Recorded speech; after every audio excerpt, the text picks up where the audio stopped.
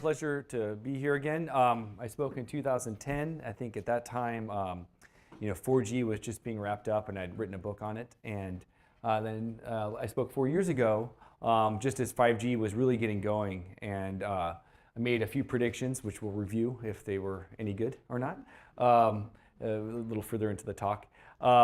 And so it's nice to be back here again. And I realize this isn't an audience full of practicing engineers or people with PhDs in electrical engineering. So I've brought the technical content down to hopefully be somewhat accessible. I'll still talk a little bit about some of the details of 5G. And it's a good timing for this talk because the first 5G standard was just released a month ago. Okay, so it's a real big milestone. A new generation only comes along about once a decade. And so this decade's 5G was kicked off and finally released just a month ago. Okay. 5G has kind of been inevitable ever since, really 4G got going, just because as you know, there's been this explosion in data. It has slowed down a little bit lately. I won't give, a bunch of statistics like I did last time. But, it was about when I spoke last time, 4 or 5 years ago, the rate of increase in mobile data was about 100% a year, so doubling every year, which, taken over a decade is 1,000 times, which is enough to very much scare operators and anyone in the business of providing those connectivity and services. People, this data explosion began around 2007, and, this is attributed to the iPhone, mostly incorrectly. It's become more correct, in the subsequent years, but here's a plot that shows, for example, that iPhone really didn't have, even by 2011, end of 2010, only had about a quarter market share of smartphone traffic in the US.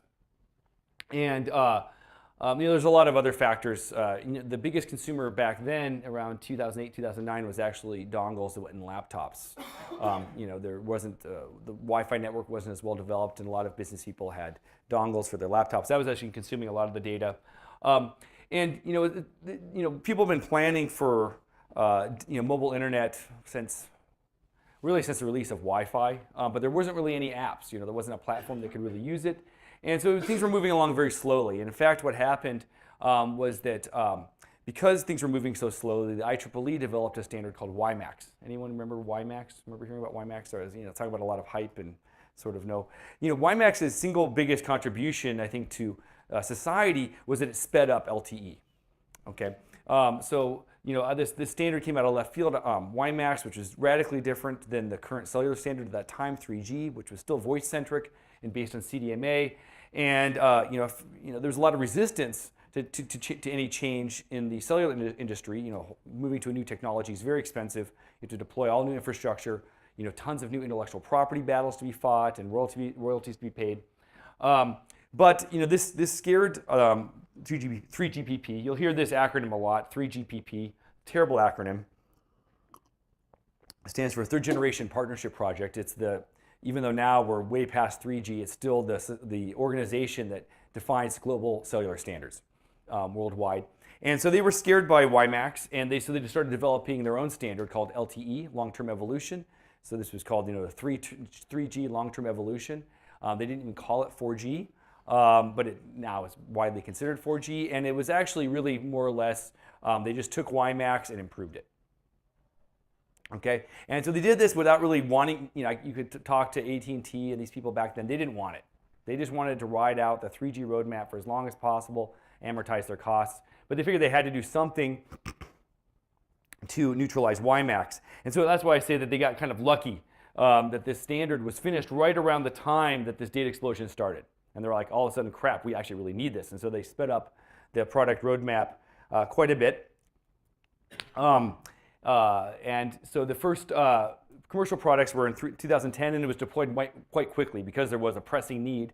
It was a better technology, provided, here's the key differences from 3G. It was really a radical departure from 3G in almost every way, actually. The whole physical layer is different, rather than being CDMA, which is a voice-centric technology really pioneered by Qualcomm. It's orthogonal frequency division multiplexing, or OFDMA, which uses a totally different technology for modulating the data and combating the multipath. It uses a fast Fourier transform as opposed to orthogonal or quasi-orthogonal codes. And so this is a very good technology for fast data. It's much more efficient. computationally and in terms of bandwidth. It goes much better with multiple antenna technologies, which are a key part of LTE to increase the data rate. And it also completely moved away from the call-centric architecture of all previous cellular standards to an IP architecture. There isn't even a notion of a call. There's just kind of sessions, and you get allocated resources as you need to send data. So it really is the first mobile internet type broadband wide area standard. Okay. So these. Any questions on these? I don't know if this is too technical to be of interest, but these are kind of the key sort of defining features of LTE, which are useful to understand for seeing how 5G is going to be different or the same, actually. So many things it actually ports from LTE, which is different than from 3G to 4G. Okay, most of the spectrum was still kind of from this voice-centric era. The FCC is pretty slow to react to changes, and it's hard to reallocate spectrum. It's not just their fault. But things, spectral policy moves on a very glacial timescale. And so most of the spectrum for LTE, at least in the US, is 10 megahertz of paired spectrum. So 10 megahertz down from the base station to your phone, and 10 megahertz up from your phone to the base station. Of course, which do you think is more in demand or more congested? The down, right? It's way more congested, right? So the up is largely wasted much of the time. So a lot of the spectrum is quite, it's not a good paradigm for data access, which is very downlink intensive. And you'll see that's one major departure in 5G. Okay, so LTE continued to evolve after this initial release, and there was a lot of really good engineering that went into it. I've worked with Nokia and Samsung and AT&T and Huawei on some of these releases, particularly the HetNets and the coordinated multi-point stuff.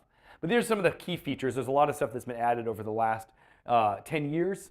But it's still built based on this original Release 8. It all has to be compatible with what's called Release 8, which was LTE. And but some of the key things that were brought in were ability to support small cells, so you can deploy base stations that have a very small coverage area that are both small in terms of coverage area and in terms of physical size. So more like a Wi-Fi access point than a traditional tower-based base station. So you can install these within a macro cell coverage area. To do this, one of the main things you need to do is be able to suppress the interference from the macro cell into the small cell, because otherwise it just swamps it. These use the same spectrum. Okay, and so you get this little hot spot around the small cell. So you drop these places where there's lots of users tend to congregate, and you can put up to 10 or 20 of these per macro cell. And so this is a way of getting really high data rates, because each of these then can reuse the spectrum in that small little area. So these have radiuses of about 50 meters. Whereas the macro cell might have a radius of 1 kilometer, 2 kilometers. Okay, so you put these in. So there had to be some support of that for that in the standard. Carrier aggregation. So this is really a marketing thing at first, where essentially your phone can use several bands simultaneously. So say several of these, just for example, can use 5 10 megahertz carriers. You get 5 times the peak data rate. Okay, which so they could keep claiming that LTE was getting faster when all they were really doing was just kind of making, adding more lanes to the highway. All right, wasn't any real innovation per se in terms of spectral efficiency. One of the more interesting and controversial things that happened a couple years ago, was really pushed by Qualcomm and Samsung, was they started using the unlicensed spectrum, the 5 gigahertz spectrum, which is mostly used by Wi-Fi. And there's no reason the 5 gigahertz spectrum is monopolized by Wi-Fi. It's unlicensed. Anyone can use it in there as long as they behave and follow the rules. And so they said, well, why don't we start using this for LTE? Because it's actually, it's faster than Wi-Fi. We control it. We can control the access to it. So now LTE operates up in these 5 gigahertz bands, which really infuriated the Wi-Fi industry. The Wi-Fi Alliance is based here in Austin, actually. And I had a meeting with Tom Wheeler, the FCC chair, and Ed Figueroa around this time here in Austin a couple years ago, and along with some proponents of this unlicensed LTE, and it was a pretty heated discussion, actually. And I'm actually surprised that FCC let this go forward, because Tom Wheeler, who was the chair of the FCC at that time, didn't seem very keen on the carriers who were currently suing the FCC using the spectrum as well, which wasn't intended for their use. So, but this is an important paradigm, and we'll see that this is going to be expanded in 5G. I mean, it's a great idea, right? Use free spectrum? Why not, right? Another interesting thing is that they started supporting machine-type communications. This is their name for it. The greater world knows it as Internet of Things. And so this is, the idea to move the cellular network away from just being primarily for supporting, subscribers that are humans, where, you have your device or a couple devices, you have a, contract with AT&T or Verizon or T-Mobile or whomever, but actually enabling, $1, $2 a month type subscriptions from devices, from meters, utilities, sensors, et cetera. To basically, the cellular networks become our most important, backbone for connectivity globally. So it should be leveraged not just for the conventional uses, but also for these many other niche uses. And this has been very hard to really get going, but there was a very important enhancement to the standard about a year ago called the Narrowband Internet of Things, NB-IoT, that fits in and just uses a very small portion of the LTE band, like even just a few subcarriers. This, of course, saves power dramatically and doesn't use much resources, which then justifies a low cost. Okay, all right, so now we'll review my talk I gave 4 years ago. Of course, I wouldn't be putting up here if I did a terrible job, but you can see I spoke here almost 4 years ago to the day, here meaning the Radisson over on Town Lake. And so, at this point, it was very speculative, actually. There was no 5G roadmap. There was no 5G standard. The standardization hadn't even begun. It was just everyone had an opinion. And, as I said here, what is 5G? It's basically just the next suite of standards, and it's just whatever the person using it wants it to mean, right? Which it didn't really have any concrete meaning at that time.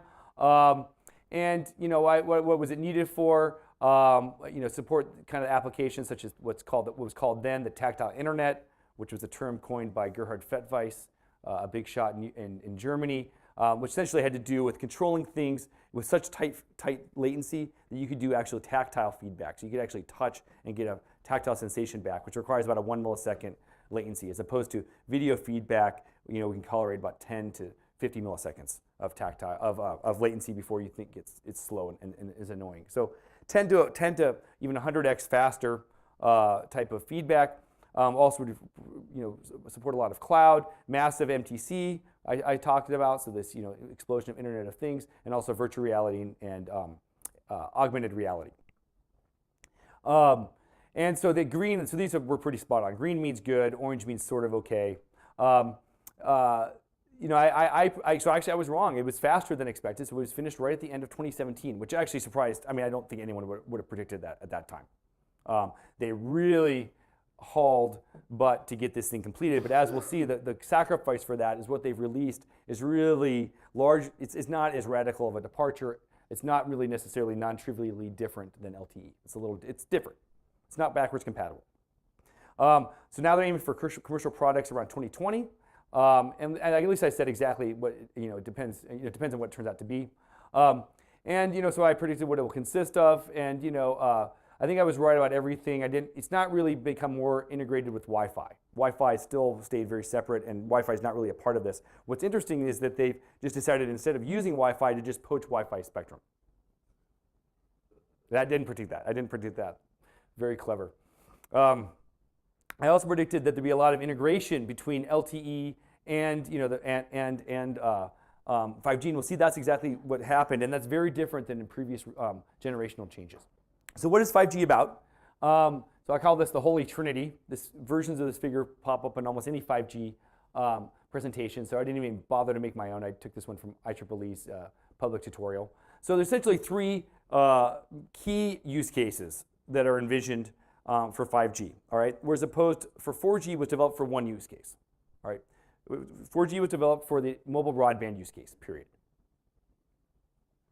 Okay, so they call this enhanced mobile broadband, and so this is kind of the usual stuff, and I'll talk a little bit more about what this means, but you can see kind of the applications in here. So you're trying to provide gigabit per second connectivity for HD video and other things, 3D video. Cloud requires high speeds for cloud computing, and cameras require high speeds. And so, then down here on this corner of the pyramid is the machine type communications, the IoT stuff, okay? And so down here, instead of big data rates, what you need really is massive connectivity. So as we'll see, the goal is to support on the order of even 1 million devices per square kilometer.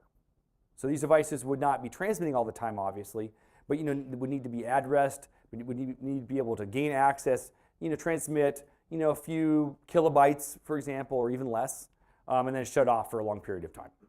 But this is a very hard problem, and this is a very different problem that LTE is not engineered to solve at all.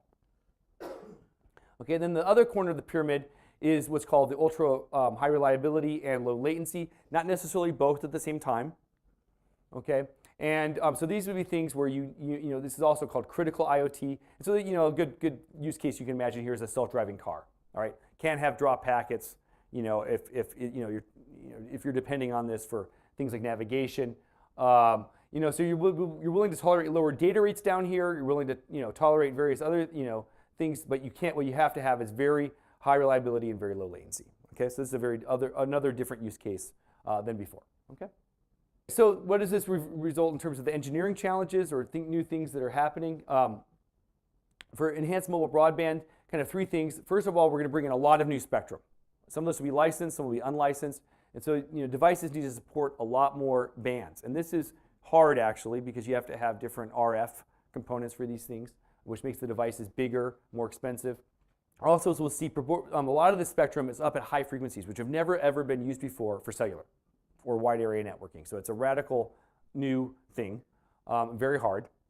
You know, also they'll need to enable very dense deployments of base stations, and you know, we have to do all this while the cost and energy per bit is tumbling. So, you know, since we're transmitting way more bits, we obviously can't just scale up the power and the cost per, you know, accordingly. Cost has to stay about flat, and energy needs to stay about flat, and so, you know, these things need to go down really fast. Okay. Okay, as far as the massive IoT, the new engineering challenges there. And so this is a little engineering jargon, but you need 164 decibels of path loss. What that means is the energy you send at the other end would be down 164 dB, which means there'd be 1 over 10 to the 16.4. So basically a 1 with 16 zeros after it. You know, that 1 over that is how much energy you'd get at the other end, which is nothing. Very, very little. You know, LTE's range tops out drops to 0 at about 130 dB, 135 dB. So this is a factor of 1,000 more, less energy arriving than in LTE, and it needs to be able to somehow still support that. You know, imagine here you've put a meter down in your basement, right? That's you know, out in the suburbs or even in rural. It needs to go far, and it needs to get out of your basement. So this is like an example use case for this. So this is very hard. It also needs to be ultra low power. Since a lot of these devices will run on batteries, you know, kind of the rule of thumb is about 10 years before you replace the battery. Okay, so very hard problem. It has to provide very long range, which usually would require high power, but also with low power, and as I mentioned, the very high density. And for the low latency and reliability, what we're talking about quantitatively is about 10 to 20 times faster in terms of delay than LTE. Down to 1 millisecond is the magic number. Okay, so 1/1000th of a second. And then the reliability in LTE, about 10% of the packets are dropped actually, sometimes even 50%. Okay, and you make up for this with rapid retransmissions. It's totally built into the protocol. But you can't do that if you're also trying to get low latency, right? You can't just retransmit all the time. So you need to have, so reliability kind of goes hand in hand with that. So the block error rate needs to be about 10 to the minus 5. So 1 in every 10,000, or rather 100,000 packets would be dropped. Is that right? Yeah, 1 in 100,000, which is 10,000 times more reliable than LTE. Okay. So this, again, you don't have to do all three of these things at the same time. That would be impossible. All right. So you have to have essentially 3 modes of the standard that hit each of these 3 corners. So this is a plot here. It shows kind of the roadmap of where we're going. So, you know, this first standard is really kind of just a flag in the ground. You know, actually, a lot of this was driven by political pressure from the Koreans and the Japanese, who have Olympics coming up, and they wanted to have like the first kind of like prototype certified 5G system for the Winter Olympics, which are starting next week. So Samsung will have something there, and that's, you know, true 5G system working for all the Olympic Village and everything. And that was one of the things that really drove the deadline last month, actually. Funny how the world works, right? So, that, you know, when I heard that, you know, I couldn't believe it, but that actually was one of the main things. You know, the Koreans have a lot of power in this because of Samsung, and they're always one of the earliest adopters of these technologies. So when they really want something, it happens. Same with the Japanese. They're earlier adopters than the Europeans and the Americans in general, both their consumers and the companies. So, so that's where we are. And so, you know, there'll be, of course, releases rolling out about every year for a while, every year or two, just like with LTE. And the key thing is the next release will enable what's called a standalone mode. And right now we're with what's called a non-standalone mode, which I think will be the dominant mode for at least several years. And I'll explain what this means. It essentially means, in a nutshell, that you have to have an LTE connection along with a 5G connection. It won't work with just 5G. Okay, so that's this is, so it's actually, you will see a very smart thing to do. So we'll see this roadmap out for well into the next decade. And we'll see deployments of these things going along. Okay. All right. So what are some of the key features in 5G? I've already alluded to some of them. For example, the support of many more bands. The most important of which are what are called the millimeter wave bands, which that name comes from. They have wavelengths in the millimeters range. So usually people would call this 30 gigahertz or above, because that 30 gigahertz corresponds to exactly 10 millimeters. So below that is 9 point something millimeters, okay, single digits. So that's, but really, as far as how these behave, anything above about 15 gigahertz kind of behaves similarly to millimeter wave. So sometimes the industry uses 15 gigahertz as the cutoff. And the key thing here is, well, see, it's a very hard problem. I'll explain a bit more about it in a second. I think Robert Heath spoke here a couple years ago. So if some of you were there, I think he spoke about millimeter wave. He's one of the world experts on that, and talked a bit about some of the challenges there. And you can think of this as carrier aggregation, like what I mentioned before, for that LTE brought along to increase the data rates. So the idea is that these 5G devices, it's not going to be just one band you're connected to providing a gigabit per second. You'll be connected to multiple bands, and they'll each providing some data rate. And so if one band drops out or doesn't work well or is congested, you have the other bands. Okay. So the physical layer is it's largely continuous with LTE, actually. So there's not a huge break. It's even backwards. It's even compatible to a large extent with LTE. So you could have LTE deployed with 5G even in the same band. Okay, an LTE radio can't read 5G, but they're designed intentionally to be compatible or able to coexist. So we still have the same modulation technology. This disappointed a lot of people because that was a major difference. You heard 2G was referred to as TDMA, 3G as CDMA, 4G as OFDMA. So what was 5G going to be? It was going to have to be something different, right? Some terrible acronym that ends with an A, but it's not. It's still just OFDMA. Okay. It's just a great technology, and it's actually, from someone who teaches this stuff to graduate students, it's just like, it's perfect. Okay, I mean, it's like designed really, all goes all the way back to Fourier, and it's essentially, it's really hard to beat this. It's like almost optimal. Okay, and it's also computationally extremely efficient because it uses the fast Fourier transform, and people love the fact that all the patents are expired. Okay, so you don't have to. If you go to a new technology, you have to pay Qualcomm a bunch of money again, or whoever invented the technology. And actually, most of the people who were really pushing new waveforms and technologies for this were people with patents on new things. But in the end, they decided that they weren't any better. Big difference here is we'll see what's called time division duplex. So this is unlike the paired spectrum. It'll use the same band for both down and up. So it'll go down and then go up. That's what time division duplex means. So you take turns rather than having different bands. This will support asymmetric loads. I'll give an example in a second. And of course, there'll be more multi-antenna technology. There's better error correction codes. But really, this is all, in my opinion, sort of boring compared to, the only thing that's really new is the millimeter wave support. That's really just truly new. And, well, actually, one of the MIMO modes is pretty new, and I'll explain that in a second. Okay? And so, as I mentioned, it has to be used in conjunction with LTE. So as far as the new spectrum that 5G is bringing online, there's some, what's called beachfront spectrum. So this is the TV bands that have been reclaimed. Some are going to be, or actually not the TV bands. This reverse auction the FCC has done to reclaim some spectrum.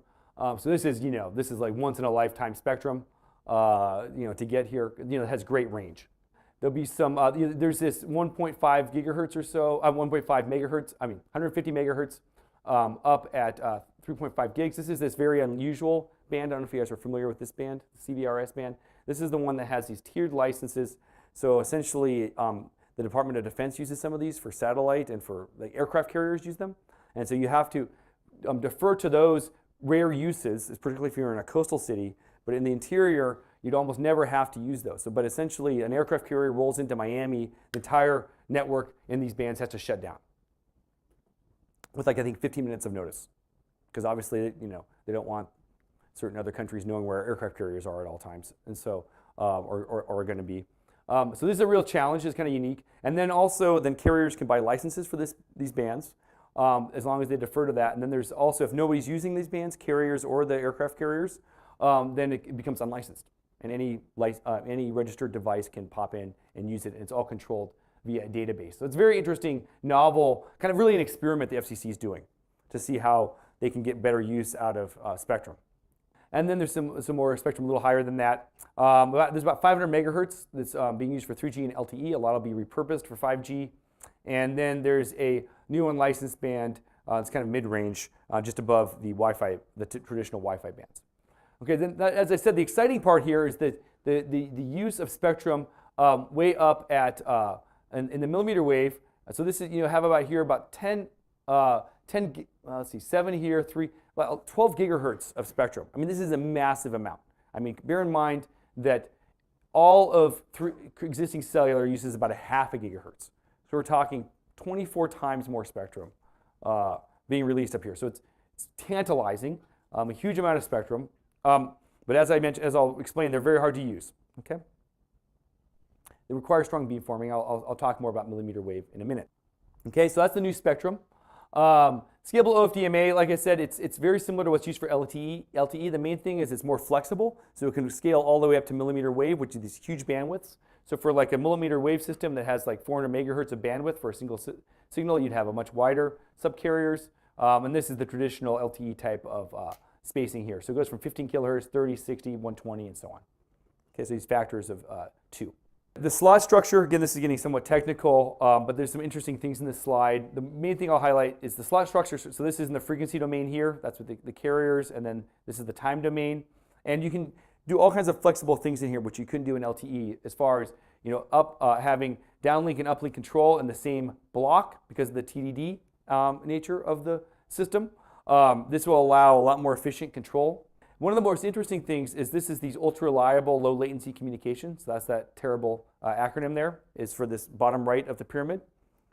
And what you can do, so if you have some really important mission critical type data, you can actually just trump the existing data. So you just puncture it. So you just, whatever is going to be transmitted, you just put yours on top and that gets deleted. Okay, so you can do this like on a, fraction of a millisecond's notice. You just puncture it in there. And this is a very novel new thing. And then the other stuff that you just got rid of and deleted, there'll be strong codes to try to recover that. And if it can't recover it, you just retransmit. Okay. And there's a lot of retransmissions expected anyway for the normal broadband data. So this is a way that's going to provide, so you have these special modulations and things that will go in there. And then the other side will know to listen at just these instances, because there'll be a control packet at the beginning that says, if there is data like this, it'll be here or here. And then it just waits and listens. And if there is, then it's essentially super, super fast. So you can get this round trip latency down to under a millisecond that way. So that's kind of an interesting feature to support the bottom right part of the pyramid. So this is the TDD slots. So it's, not only are they going to TDD, it's dynamic. So you can dynamically schedule the downlink and uplink. So if you have a lot of uplink traffic, you can send, this is an all uplink frame. Then of course, the more typical case would be a lot of downlink and then a little bit of uplink. Okay. Of course, you have to then allow some guard times to switch between the two, because you're transmitting down. It has to be able to stop, signal to case, and then you send back. So this would be like a short range scenario where you don't need that much guard time. This would be like a longer range macro cell scenario, which is a little more wasteful. But so this is a big difference from LTE. This will be the main paradigm. Okay. Now this TDD also enables us to use much better multi-antenna technologies. Okay, which will increase the data rates further. So this is called massive MIMO. Can't remember who coined this term.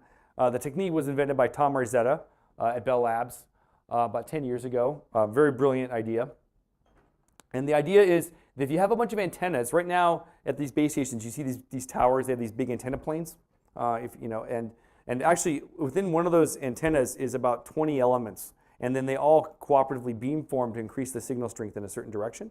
Well, if you have shorter range connections, you can actually use those antennas independently and try to use, say 64, 256, or even 1024 antennas independently, and steer them independently. And you have, the UEs are small, so they just have a few antennas. And what you do is the UEs all send, are sending data occasionally up to the base station. The base station tries to estimate the channel to each of these UEs and then send down in orthogonal directions to each. So the math is a little complicated, but it basically takes advantage of this time division duplex, the fact that they're in the same channels now on both the downlink and the uplink, to do dynamic beamforming so that each UE can be sent, like that's what these colors signify, an independent stream of data. So like from this picture, I have 10 phones, 10 UEs, user equipments. So you can send 10 times the data at the same time and in the same frequency using this technology, which is one of the most, it's the biggest breakthrough. It's just pure spectral efficiency we've had in 20 years. And so it's very, very cool. There's some, hasn't really worked in a full commercial system yet, but prototypes are showing very promising gains. And there's a lot of stuff to be going on behind this to make it work. But there's a lot of support for this in 5G. So the 5G, introduces pilot tones, which are essentially used for this channel estimation to enable this beamforming, are included in the standards. So the standard is built to support this. So this is, along with the millimeter wave, the most like novel aspect in 5G. Okay, so now getting to millimeter wave, which is really the key to the capacity gains, since we're multiplying the amount of spectrum by like a factor of 20 that's available, which is unprecedented, right? LTE had added about 30 or 40% more spectrum than 3G, so we're adding 20 times, so 2,000% more spectrum. And so as I mentioned, it's about more than 10 gigahertz of spectrum, about 12 gigahertz of spectrum. And a lot of this actually came out of Texas. You're in Texas. I don't know how many of you live in Texas, but a lot of this technology was pioneered in Texas. It was driven in the industry largely by the Samsung research guys in Dallas, which is their most brilliant research group, actually. And Samsung's a Korean company, but if you look at all their most important patents, they all come out of this little lab in Richardson. Farouk Khan, who now has a millimeter wave company, Jerry P does too. Charlie Zhang's their head of 5G. And of course, some other great engineers there really pushed this when everyone thought it was like, science fiction. Okay, and I remember having a meeting with them back in about 2010, and they were just proselytizing this, and I didn't believe it, but they built a prototype. We started working with them around this time. Ted Rappaport and Robert especially, Robert Heath. They've written the leading textbook on this, and a lot of you, if you look at the top research that's come out on millimeter wave, it's come out of UT. Okay, and actually the main millimeter wave test bed is going to be used not only for AT&T, but many of the vendors worldwide, Huawei, Samsung, Nokia, Ericsson, are all putting in their state-of-the-art millimeter wave prototypes up in Northwest Austin. It's going to be the only of its kind. It's going to have full driving technology with base stations every 100 meters, and they're trying to show, push the limits of how mobile you can make this technology, how fast you can go. And this is where AT&T is going to demo everybody's systems, and then these will be reported also to other vendors, other carriers. So it's really going to be a place where people prove out that this technology works in a mobile outdoor system. Will be in Northwest Austin, and Arun, who is my co-author on my WiMAX and LTE books, is the lead on that and really had this vision. So anyway, a lot of cool stuff going on close by here on this technology. And so what makes millimeter wave hard? Okay, I mean, there's a good reason that no one's used this spectrum before for cellular, because it's obviously it's ripe, it's up there for the taking. But a few things that are really hard. First is that it doesn't go through stuff. Okay, that's a big problem. All right, you want your cell phones to work here in this room. It not only doesn't go through, of course, brick or concrete, it doesn't even go through tinted glass. If you just buy energy efficient glass at Lowe's, it loses 40 dB through that, a factor of 10,000. Okay, so it doesn't go through much. So it's really mainly an outdoor to outdoor technology or an indoor to indoor technology in the same room, like a stadium or something like that. Okay. Second thing is that the wavelengths are very small, and you make antennas in proportion to the wavelength. The typical antenna is half the wavelength. Okay, so if you have a wavelength of 5 millimeters, the antenna is only 2.5 millimeters. That is tiny. Okay, it's just a tiny antenna, so it cannot radiate or collect much energy. The amount you can radiate or collect is proportional to the area. So you need a lot of antennas. All right, so the good thing is they're small, so you just put a whole array in there. However, for them to then work, you have to have them co-phased. Okay, so they have to all cooperate and work together.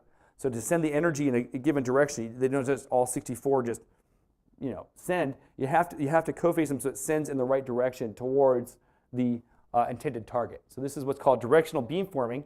So you have to know where the phone is. So the base station has to figure out where the phone is and send the energy in that direction. Okay, that's probably the hardest problem. And this makes particularly establishing a link very hard. Okay, it's a chicken and the egg problem. How do I beamform to you if I haven't talked to you to set up a session, right? So once you've connected to them and know where you are, maintaining the beam is not too hard, but it's hard at first. Okay, this makes supporting mobility very hard, where you're constantly in a different place, particularly with bursty traffic, right? You're sending like a video, something quickly, and then you're turning off. Okay, so this is probably the hardest problem, and then also implementation. There's various implementation challenges having to do with the type of silicon technology that's typically used for this. It's not CMOS. And so it consumes power, costs money. So it's very hard. And this is just a figure that my PhD student made that shows also the coverage regions. This is even just assuming that you're sending in this direction. You see that these don't look like normal cells. Okay. Whereas like we're used to cells being sort of they have like kind of like almost like circular boundaries. With millimeter wave, it's not like that because of the blocking effect. This is like a road here. This is simulated on a real city.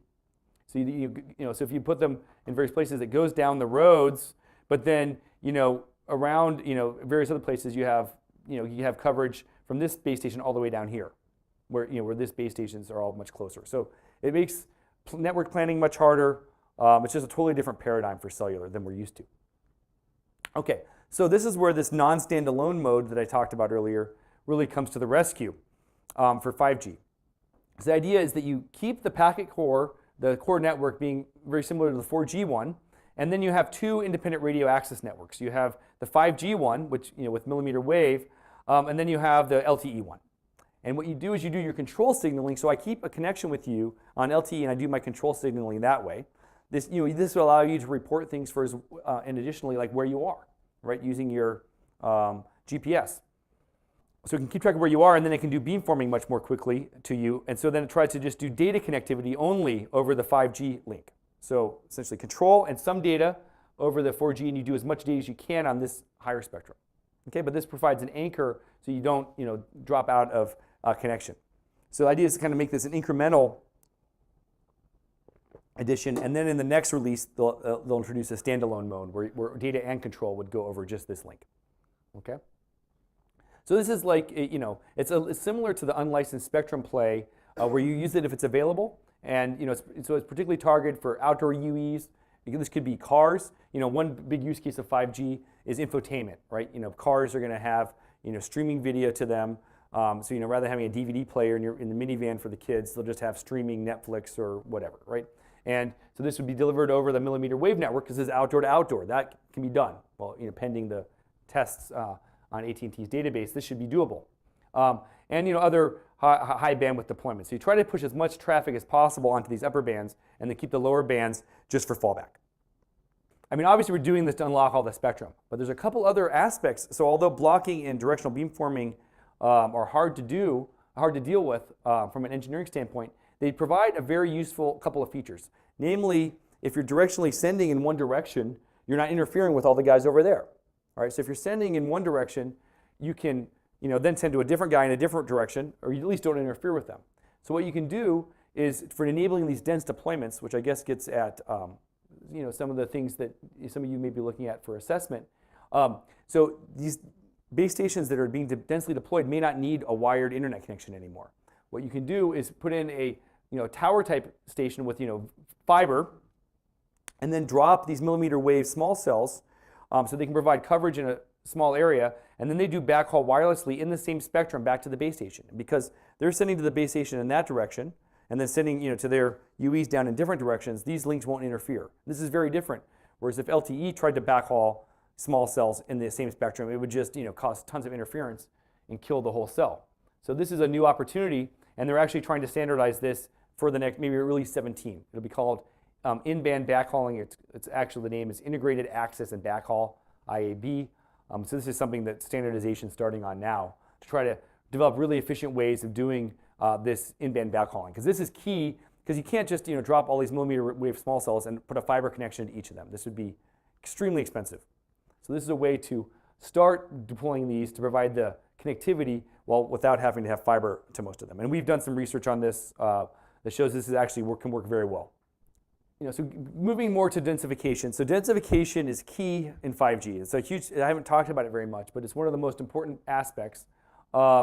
And this is from Qualcomm a couple years ago. You notice I've stolen a lot of Qualcomm stuff, but they've stolen a lot of stuff from me too, including this this 1000X title. I gave a talk there called Cellular with 1000X, and the CTO was there. And then like 3 months later, they released a memo called 1000X, this and 1000X that. So, and actually, they even admitted that they took that from my talk.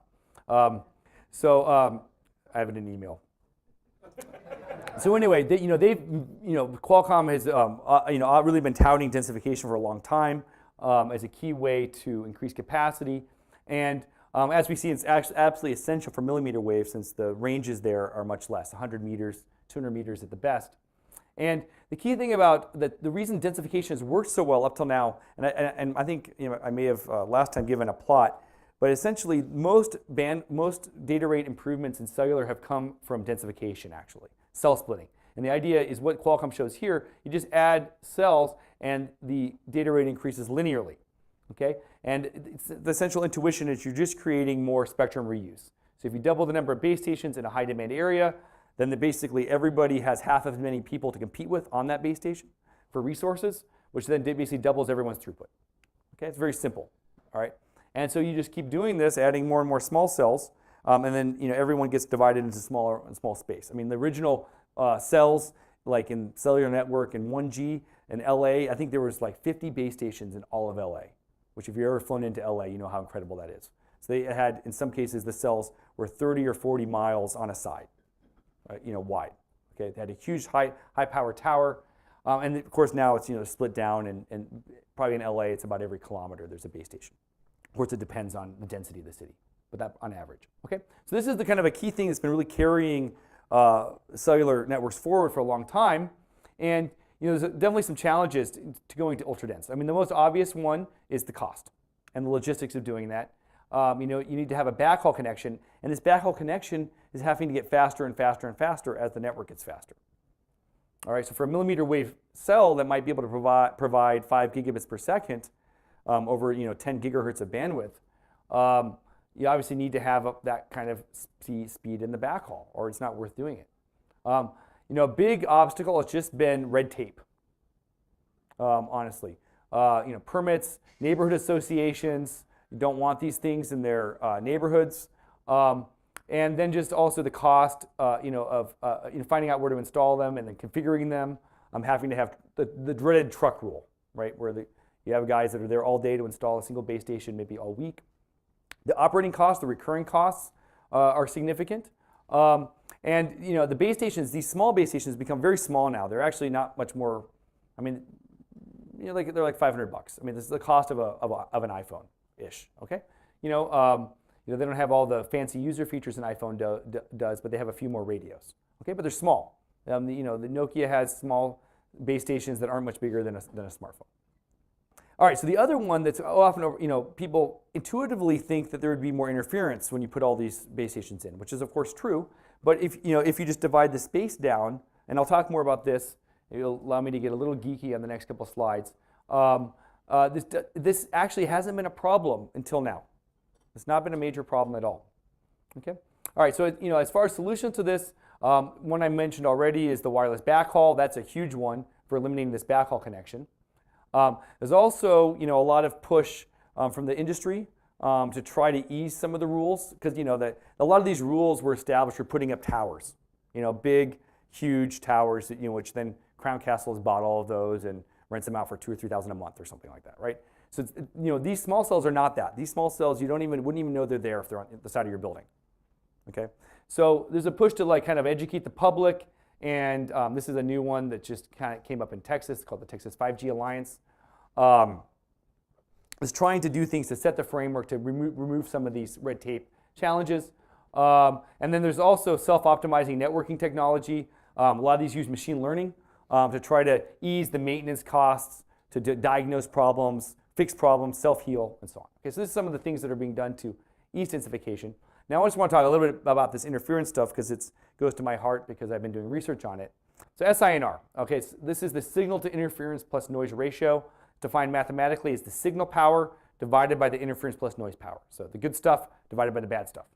Okay, so this is the kind of key signal quality metric that engineers use to describe system. It's not just the received power strength, RSSI, it's really the receive power strength divided by the stuff you don't want, right? So this determines how high of a data rate you can send, whether you have connectivity, and so on.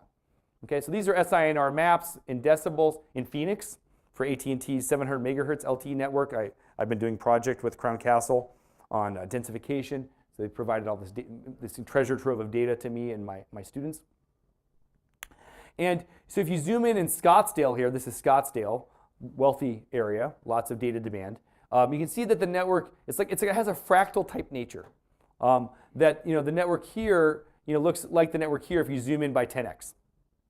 Okay, this is what I call SINR invariance. Okay, so the signal quality is the highest at the middle of the cell. This is where the base station is, and then it gets worse as you go outside of the cell. Okay, so you have this kind of, and the more you divide it up, it still looks about the same. Okay. Okay, so this is what I call SINR invariance. Okay, so the distribution in a cell doesn't change as you densify. Okay, so some things that don't affect SINR invariance are how the base stations are laid out. It's not even affected by the transmit powers. Okay, you actually can get put in lots of small cells. It doesn't affect this property, which is very surprising. The channel statistics don't affect it. What does affect it very strongly, though, is the assumptions you have on path loss. This is how quickly the power dissipates from transmitter to receiver.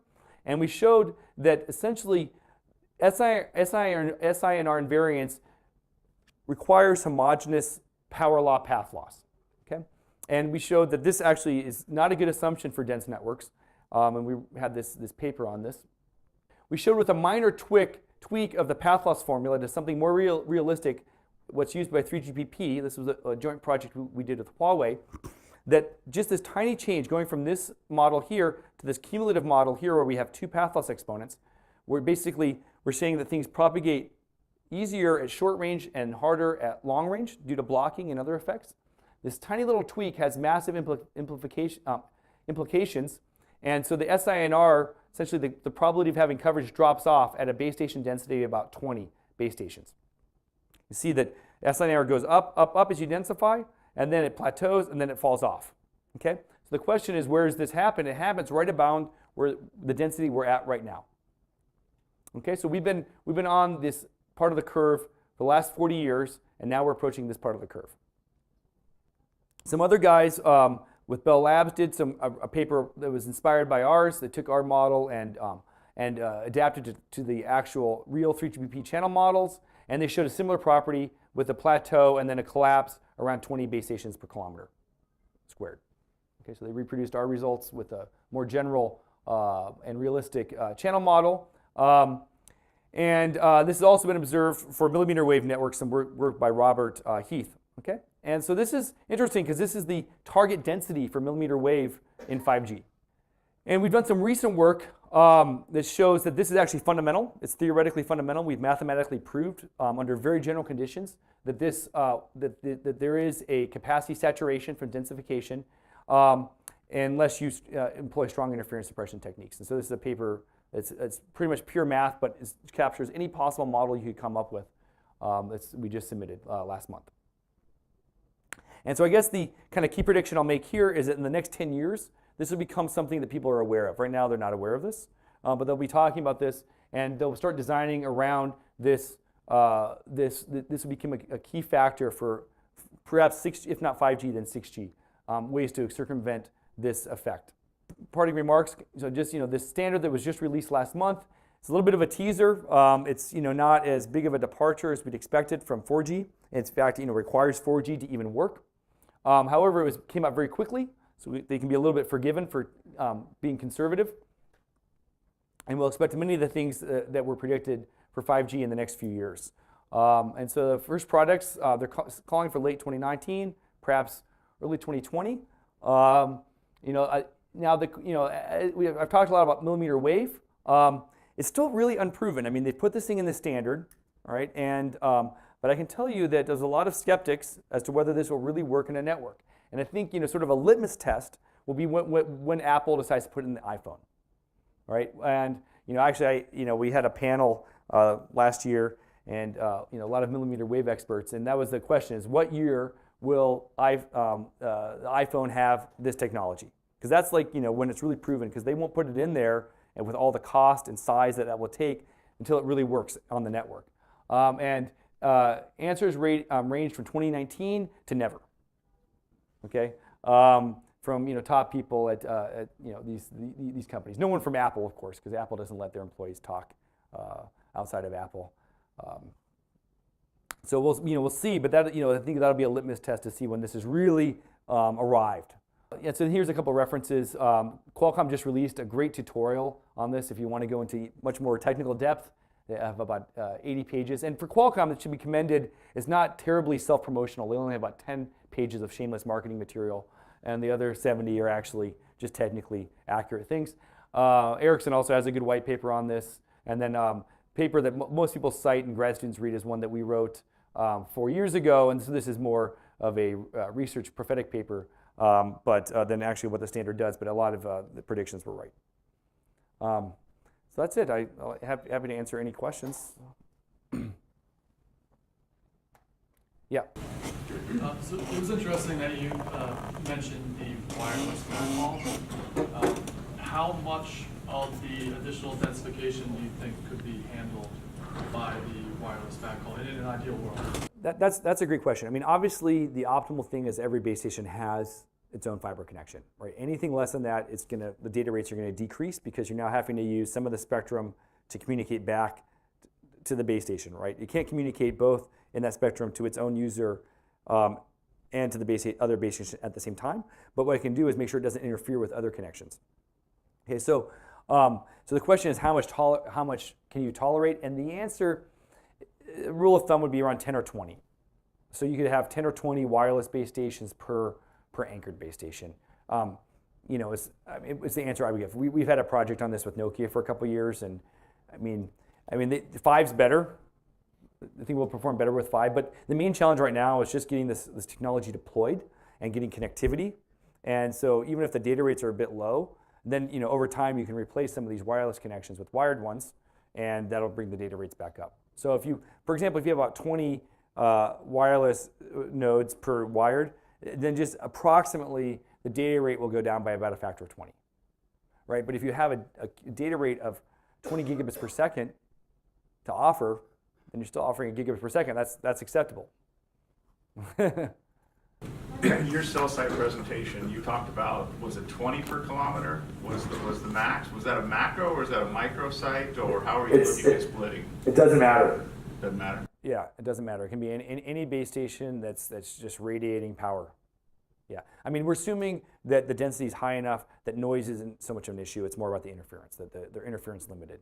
So in that case, it's with that caveat, it doesn't matter whether they're macro or micro. Macro is worse in the sense that if those are tower mounted, you get this line of sight type path loss nearby, and this is what causes this densification collapse, because then all your interference becomes line of sight as well.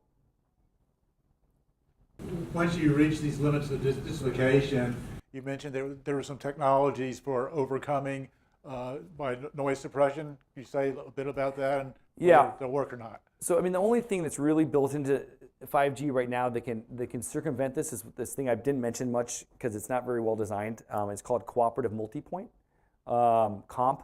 And the idea here is that the different base stations talk to each other over the wired connections and then try to cooperatively encode and decode information from multiple cells simultaneously. And so this way, you can reduce the interference. So rather than just treating it as interference, you treat it as signal, and then you cooperatively decode it like in the cloud. So Cloud RAN can use this. Cloud RAN meaning many base stations tied together by fiber could then cooperatively encode and decode. So that's the main way you could work around this. I mean, there is a company in San Francisco that has a really cool technology. It's been kind of controversial called P-Cell Artemis. Anybody heard of these guys? So they have a technology that they can put up like 1,000 base stations per square kilometer or more, and they are all cloud-based, connected by fiber. And I mean, they're just using a 5 megahertz band, like an LTE compliant system. And they can get very impressive data rates, through interference suppression at super high density. Full disclosure, I'm on their board. But it is impressive technology. Yeah.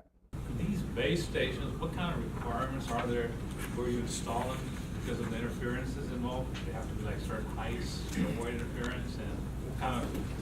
So that's similar to his question. So actually, the higher you put them, the worse the interference is, because the higher they are, then the longer the signal goes, the farther it travels, which causes worse interference. It's actually counterintuitive, but for this densification issue, it's actually better to have them down below the building height, so that their transmissions are more localized.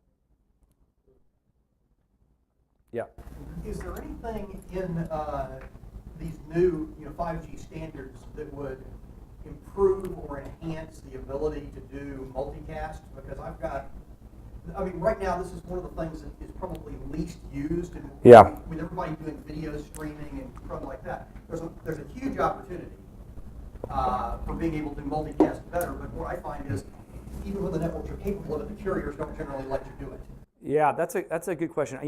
I'm not totally up to speed on the multicast, but there is, I know, that was a use case that was considered for 5G, and I mean, I kind of went over it quickly, but that slide I had with the various frame structure had multicast in it. So I know there's native support for the standard that's supposed to make it better than in LTE, but I can't speak to the exact technical features. I haven't researched that part of the standard carefully. But I think it's supposed to be improved. Like you said, whether the carriers actually want it is a different question, but that's a business question. Yeah. I'm from T-Mobile, so full disclosure, but how do you rate the different carriers, at least the four majors, in rolling out? In terms of their eagerness to roll out 5G, I'm just not informed enough to have an opinion on that. I mean, I work pretty closely with AT&T, so I know what they're doing, and I know they've been very aggressive, which is a little uncharacteristic for them, frankly. They've really, which has been great to see. But I don't know enough. I mean, I guess I think T-Mobile is pretty aggressive just because they have less spectrum.